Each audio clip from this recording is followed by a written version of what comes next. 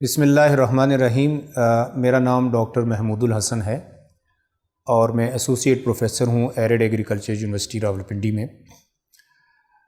آج کل government of Punjab اور ہمارے محترم وائس چانسلر صاحب کی انسٹرکشن پر ویٹ کمپین چل رہی ہے، جس میں ہمارے اسٹوڈنٹس بہت زور و شور کے ساتھ الحمدللہ پارٹیسپیٹ کر رہے ہیں۔ تو ان کی طرف سے کچھ سوالات مجھے موصول ہوئے تھے، جس میں سب سے اہم یہ تھا کہ کچھ ہمارے کسان بھائی یہ پوچھتے ہیں کہ ہر سال گندم کی یا کسی بھی فصل کی نئی ورائٹی استعمال کرنا، کسی زرعی سٹور سے فیڈرل سیڈ سرٹیفکیشن کا تصدیق شدہ بیج استعمال کرنا کیوں ضروری ہے اور اس سے کتنا فرق پڑتا ہے۔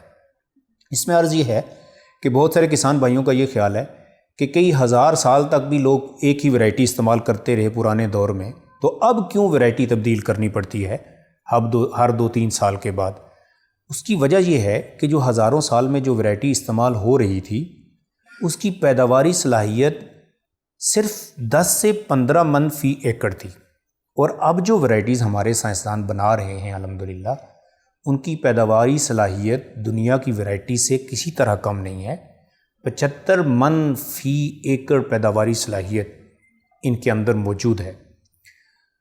تو جب یہ سائنسدان ورائٹی بناتے ہیں، اس کا طریقہ کار وہی ہوتا ہے جیسے آپ مختلف جانوروں کے اندر مختلف نسلیں دیکھتے ہیں، جیسے بکریوں کی کئی نسلیں دنیا میں موجود ہیں، گایوں کی کئی نسلیں دنیا میں موجود ہیں، ان کی کراسنگ کے ذریعے نئی نسلیں بنتی ہیں۔ بالکل اسی طرح سے گندم کی مختلف اقسام کی کراسنگ سے نئی ورائٹیز بنتی ہیں، اور ان میں تقریباً 12 سال لگ جاتے ہیں۔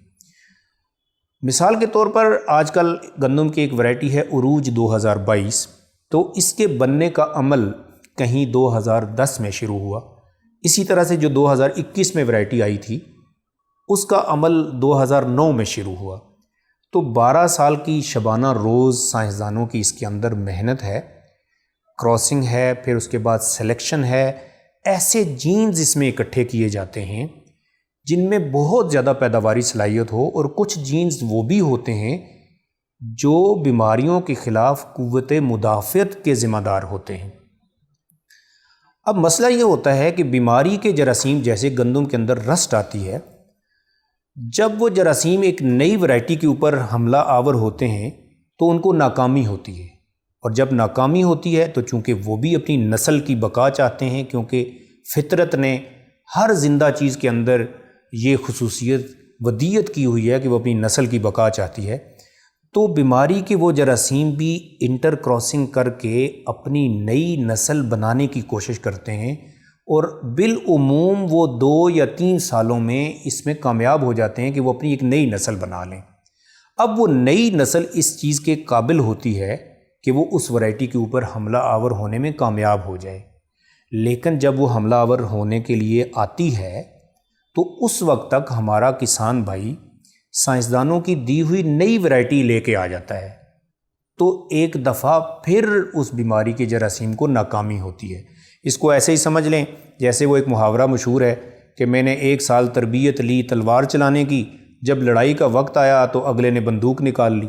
جب جراثیم اپنی قسم تبدیل کر کے آتے ہیں تو اس وقت ضروری ہے کہ ہم ورائٹی بھی نئی لگا چکے ہوں۔ اب مثال کے طور پر گلیکسی 2013 گندم کی ایک ورائٹی ہے۔ آپ ایک فیلڈ میں 1 ایکڑ میں وہ لگا لیں اور 1 ایکڑ میں مثال کے طور پر عروج 2022 لگا دیں۔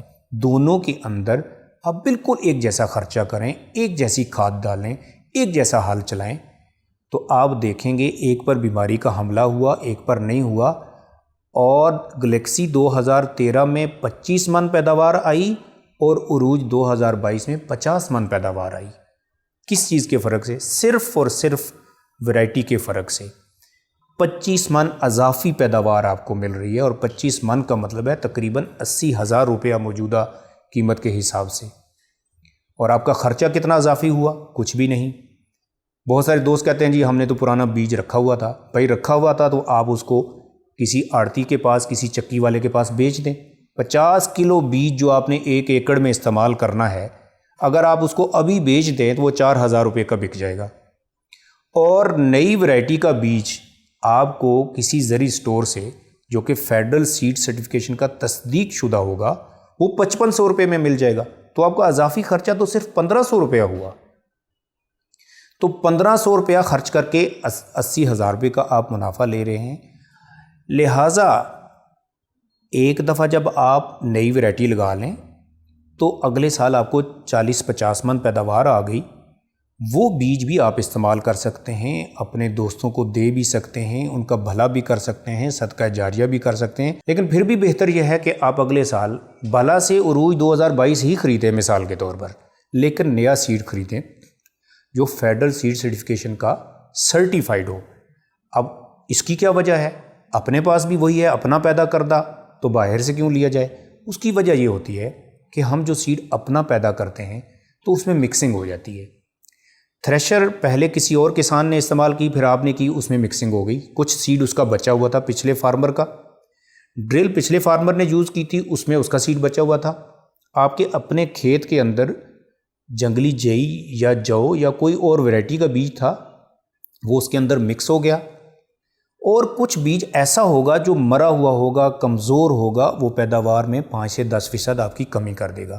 جبکہ فیڈرل سیڈ سرٹیفکیشن بہت جو ہے چھان پھٹک کر کے صرف ان لوگوں کو وہ اپنا ٹیگ دیتا ہے جن کی اس نے ایگزامینیشن کیا ہوا ہوتا ہے، جن کی ورائٹیز کو چیک کیا ہوتا ہے کہ بالکل پیور ہیں اور وہ سیڈ گریڈڈ ہے، کوئی اس میں ناقص بیج نہیں ہے، کوئی جڑی بوٹی کا بیج نہیں ہے، کوئی کمزور بیج نہیں ہے۔ خلاصہ کلام یہ کہ ہر دفعہ کوشش کریں نئی ویرائٹی کا نیا تصدیق شدہ بیج خریدیں۔ دوسری ترجیح یہ ہے کہ ایک دفعہ بیج خریدیں، اگلے 2-3 سال اپنا بیج چلائیں،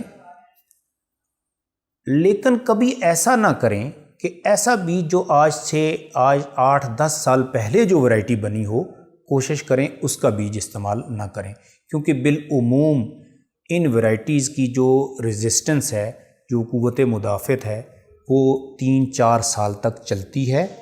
آپ کو کیسے پتہ چلے گا کہ یہ ویرائٹی کب منظور ہوئی تھی؟ اس کا بہت آسان طریقہ ہے، بالعموم ویرائٹی کے نام کے ساتھ سال بھی لکھا جاتا ہے جب وہ منظور ہوئی تھی۔